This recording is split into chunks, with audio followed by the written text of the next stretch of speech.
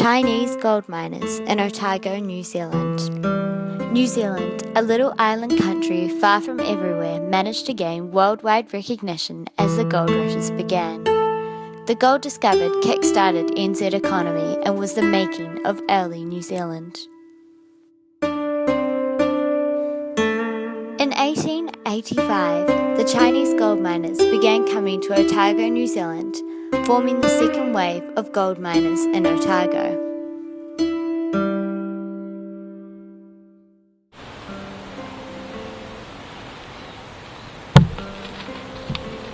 Between 1861 and 1864, Otago's population steadily increased, rising by 54,000 people. Towns had been created, businesses developed, and Otago was doing well. But suddenly, in 1865, the gold rush boom in Otago burst. With the easily won gold gone, the increase in Otago's population turned into sharp decline, as European miners, who made up so much of the total population, left Otago for other new fields on the west coast. The total of around 67,000 people in early 1864 was dropping to just 47,000 in 1865, and businessmen were worried. Without the miners, Otago could not survive.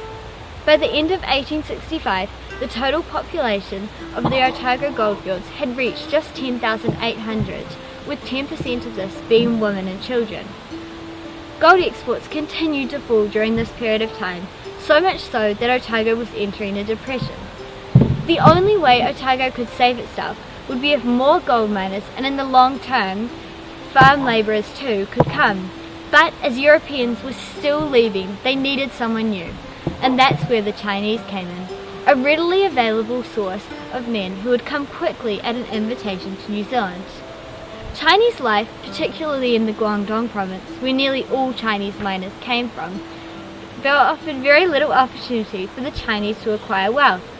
Harsh times were upon the Chinese due to overpopulation, famine, land shortages, and drought.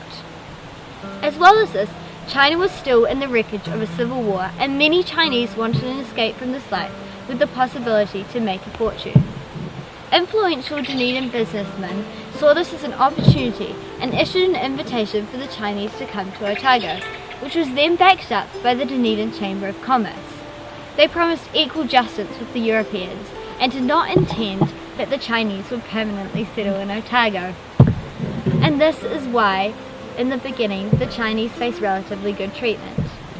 At first, the Chinese miners came from different goldfields in Australia, but not long after, the Chinese began coming directly from China. These miners made up the second wave of gold miners in Otago. The Chinese aim was in general to make enough money to return back home and buy land, where they would be able to marry and live comfortably for the rest of their life. This ambition could be achieved by making a profit of over £100, and although some Chinese managed to reach this goal, many more did not. The living conditions on the goldfields were harsh for Chinese miners.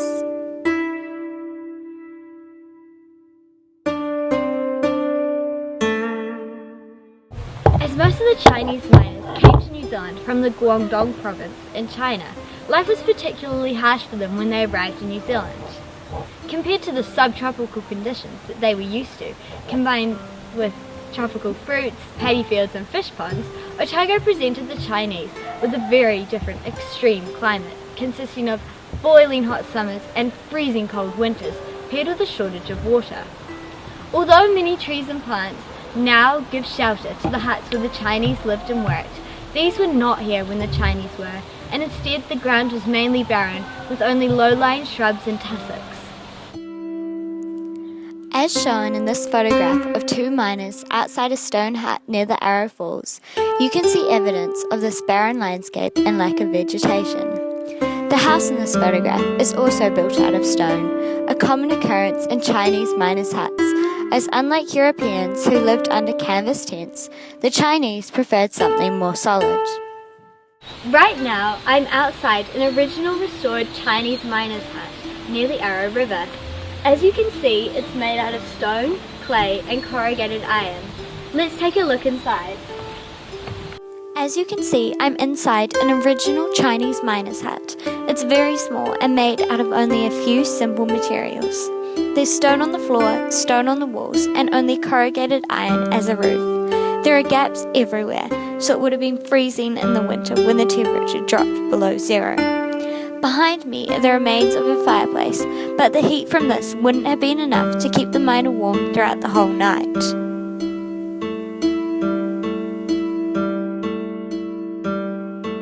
The Chinese miners were treated unfairly, experiencing unjustified prejudice towards them compared to other miners. Although initially the Chinese were treated with relatively good treatment, an anti-Chinese feeling developed when the Depression began in the late 1970s and competition for work and gold was high. The Chinese were blamed for the lack of gold, even though it was the Europeans who invited them to New Zealand in the first place. Chinese faced discriminatory laws that they were forced to comply to, which no other ethnic group was subjected to. These include the 1881 poll tax of £10, which is equivalent to around $1,650 today, alongside restrictions on numbers of Chinese per tonnes of ship cargo that could come to New Zealand. In 1896, the poll tax was raised to £100, and in 1908, the Chinese had to get a thumbprint taken before leaving the country. No other ethnic group was subjected to these restrictions. Other prejudice laws that were also put in place specifically for the Chinese and no other ethnic group were the reading test and the loss of right to naturalisation. These laws affected many Chinese and a number suffered because of them. Prejudice also came to Chinese in the form of hate from the general public, with numerous meetings held against them. Alongside being extremely racist, it is interesting to note that at these meetings, it was not just a small group spreading hate against the Chinese, but actually an overwhelming majority of the general public, who essentially believed that the Chinese lacked the political, social and moral skills needed to function in New Zealand society, and wanted them gone as they provided further unneeded competition for jobs, which obviously is completely racist and should not have been happening. Right now, I'm outside the Dunedin Town Hall, where, along with Prince's Theatre, many meetings were held against the influx of the Chinese. Let's take a look into what happened at one of these meetings. Ladies and gentlemen, I've been requested to preside over this meeting tonight. I'm sure you're aware of my own personal opinions in connection to this anti-Chinese agitation. And there is quite a sufficient number of Chinese here already. I think it is high time myself, and I hope that this meeting comes to the same conclusion, that the government should be forced to legislate with reference to this matter. Mr. H.S. Fisher. I propose that the resolution be to have no more shipments of Chinese to this colony. Here. I agree. It is a great pity that while our own artisans are compelled to leave the colony owing to want of work, they are being replaced by the Chinese. The habits, tastes and morals of the Chinese are not such to commend them to the British colony as desirable colonists when they come in great numbers. Right! Yes. In fact, they are a detestable race that comes in great numbers. Yeah, that's right. Is Dunedin going to be a dust hole for these Mongolians to come to? No! We need to prevent an influx of this alien race. Politically, socially and morally, they can no more mix with us than oil with water. We will not be flooded with these yellow-skinned specimens of humanity. We are no more able to contend with them than Egyptians with a plague of lice. That's right.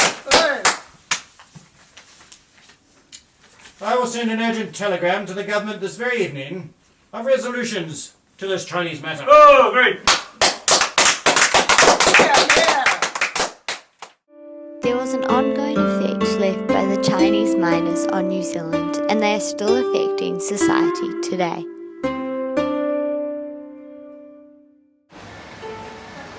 main ongoing effect of the Chinese gold miners is the reparations needed to be made in order to recognize the Chinese people who suffered discrimination based on their ethnicity during the gold mining era. In 2002, at Chinese New Year, Helen Clark, the New Zealand Prime Minister at the time, formally apologised for the first time to the Chinese who paid the poll tax and faced discrimination imposed by statute, and to their descendants. Helen addressed the wrongs that have been committed by the New Zealand Parliament, including the discriminatory laws of the poll tax, the restrictions of the numbers of Chinese per tons of ship cargo, and the thumbprint law, which no other ethnic group had to comply to. The government's apology was the formal beginning to a process of reconciliation, which was to be through funds and resources for the purpose of restoring and maintaining Chinese culture and heritage in New Zealand. An essay contest was also established, with which the topic was Chinese history in New Zealand, providing a way to help young people understand the Chinese impact on New Zealand.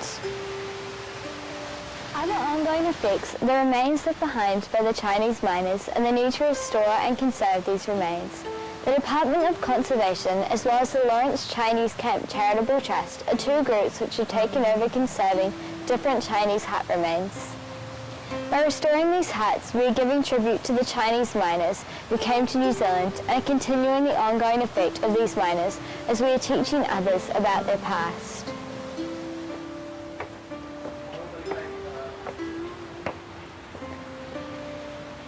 Finally, the Chinese themselves have left an ongoing effect through the importing of their culture into New Zealand. Chinese markets, shops and gardens have been established, with this beginning back in the mining days. Currently I am standing in the Dunedin Chinese Gardens, where you can really feel the Chinese culture all around.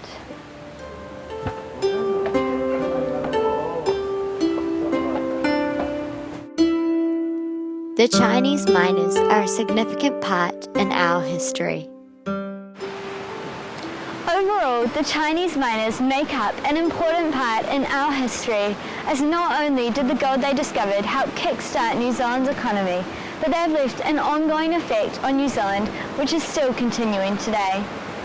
Although the Chinese miners have been widely ignored by historians up until the late 70s, since then, a number of historians have researched and written about the Chinese miners over the years. Renowned historian James Ning has produced the largest amount of work on this period of time and perhaps sparked the interest and reinvestigation of the significant group of people in our history. Alongside newspaper articles and short texts, James Ning's greatest work, Windows on a Chinese Past, which consists of 4 large volumes, covers practically every aspect on Chinese migration to New Zealand possible. All historians' views on this topic seem to align with what James Ning says, stressing the difficult living conditions for miners and high level of racism and prejudice the Chinese miners faced. The second major work on this period of time is by historian Stephen Eldred Grigg. The ongoing effect left by the miners through the importing of their culture to New Zealand is important, as it contributes to the daily lives of many New Zealanders. And I believe that the event will be continued to be investigated and more thoroughly researched by historians. We need to recognise that the Chinese miners play a significant part in our history, and we need to celebrate the diversity of our country, embracing the different cultures that make up New Zealand's history.